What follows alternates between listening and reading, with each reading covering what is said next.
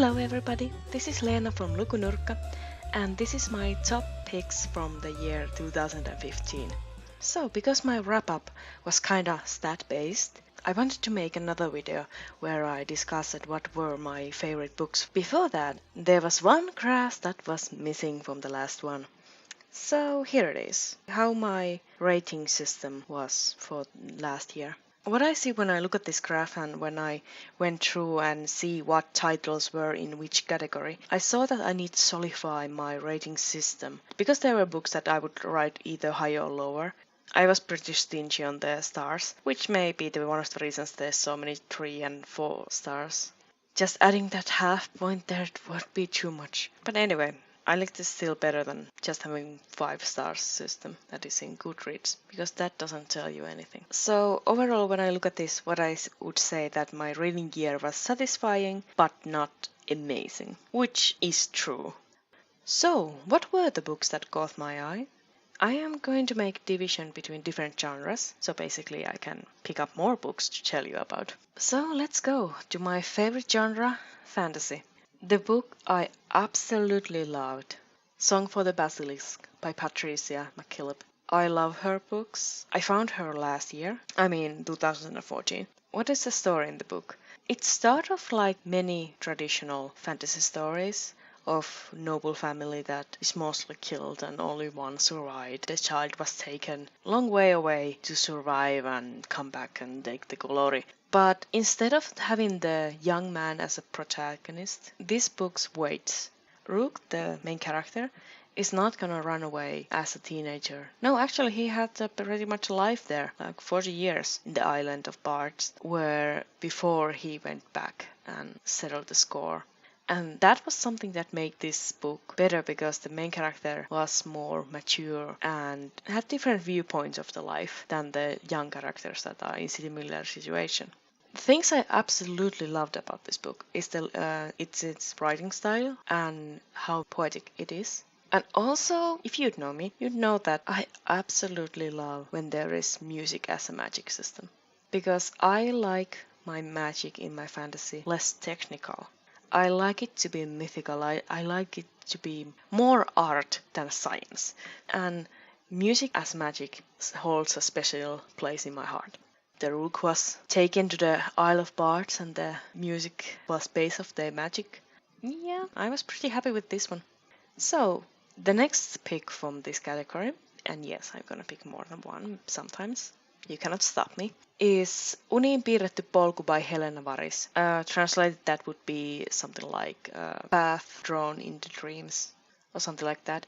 It hasn't been translated, so sorry about that. So the story is about siblings that were separated when they were really young. They did not even know about each other. But then when they grow up, they learn and they start look for each other. This is situated in Fantastica Finland and it contains Finnish mythology and basically is the travel story of these siblings trying to find their ways to their old home. That is also a place of the old magic.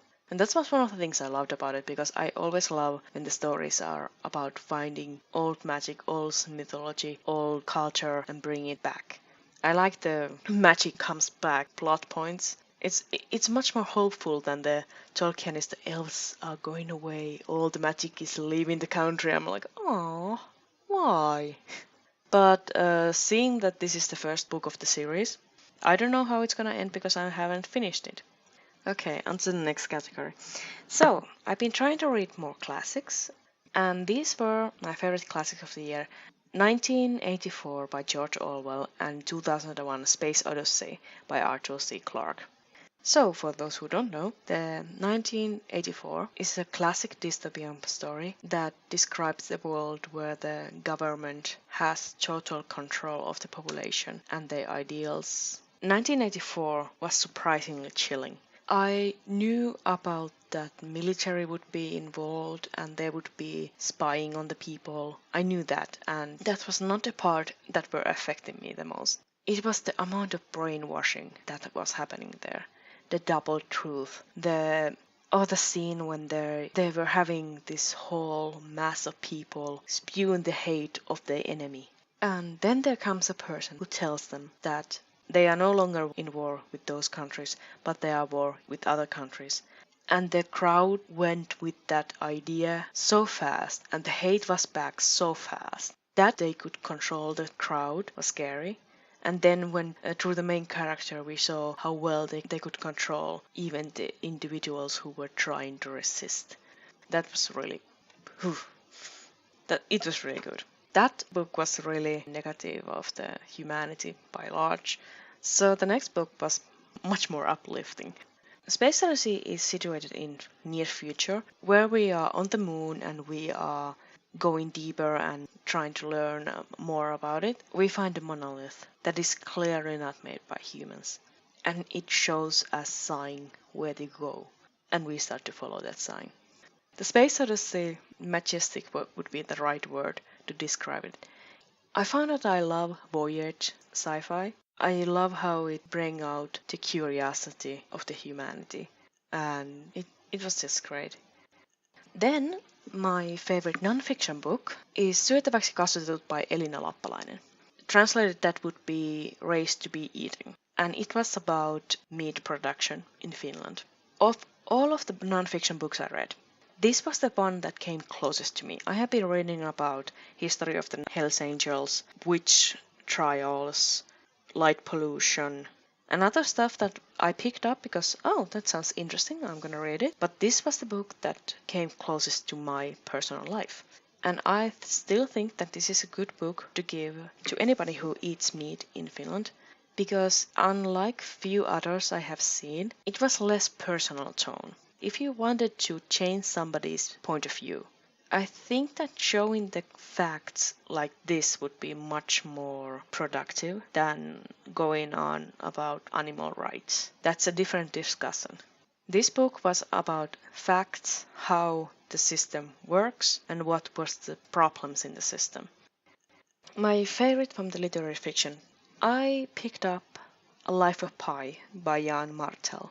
The Life of Pi is story of, well, Pi traveling with his family to start a new life when the storm comes and the ships went down, and he is the only survivor with a handful of animals.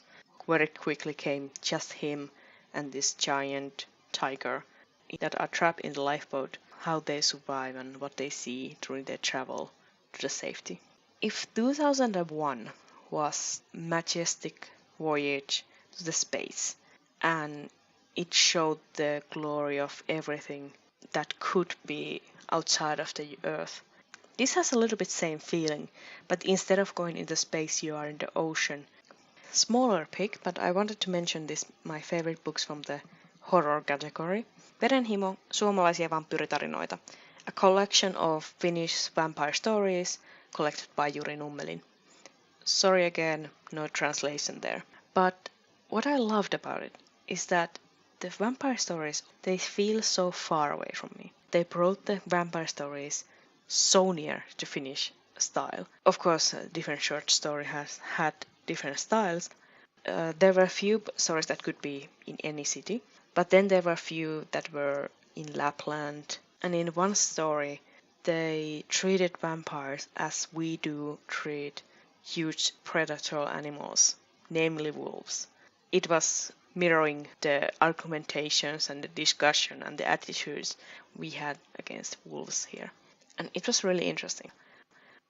Like I said in my wrap-up, I wanted to read more books in Finland and more books outside of EU and North America. So, first of all, I was going to pick my favorite Finnish book, but then again I noticed that I had already picked up 4 Finnish books, so I was like, okay, I'm fine. So what is my favorite book outside of the Europe and North America? And that would definitely have to be first part of the Tale of Genji by Murasaki Shikibu. First part because I read the collection that had divided the story into 3 parts, so I had only read the first part. I loved it. How do I say this? So many times I feel like people expect more seriousness of the history, and I love every time that is proven wrong. I love to hear about how about the history of the fandom, and I love when there are some texts that people thought, oh, this is gonna be sacred, and basically it was just somebody signing, yeah, I was here. And this was a little bit the same. One of the first novels.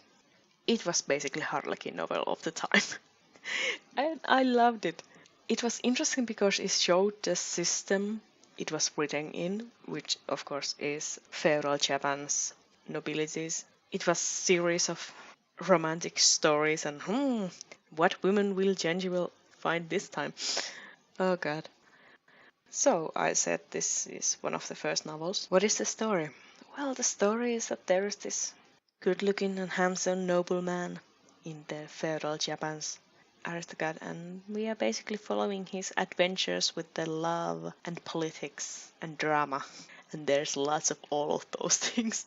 I have one friend who read this before me, and she's really into the feudal Japan's time period. It was joy to read this with her and joke about it, and like when I was reading I was like, oh, do you remember this part? And we were snickering about it, and it was like, this feels like how it's supposed to be read. What is my favorite comic of the year? Like I said, I read lots of web comics already, but there's one that I started this year and I absolutely love, and that is Cucumber Quest by GTDG. It has a really cute style. Even if at the start the story seems kind of like basic, the humor comes through very early, but the drama comes a little bit slower when they start to deconstruct the hero's quest type of story. If you want to go to the premise of the story, it can be read as really basic things, but the story knows itself. There seems to be more going on back in the background, and it's still going on, so I cannot tell how it ends. What I love most are the characters, and more specifically the villains. Rosemaster and the great Nightmare Knight himself, but it has been a great ride so far. So, and the last one I wanted to pick up, it was my favorite children's book of the year, and it was Mumiland in Midwinter by Tove Jansson. I love winter. It's my favorite season. So to have a book that is not only about winter, but about positive side of the winter, of the magic of the winter, of the beauty of the winter, has this glorious melancholy feeling. It is really Finnish book in that sense. I guess that's maybe the reason why I love it so much, but I do love it so much. These books have been my favorite reads from the 2015. Let us hope that I find something equally good, or even better, in 2016. See you later!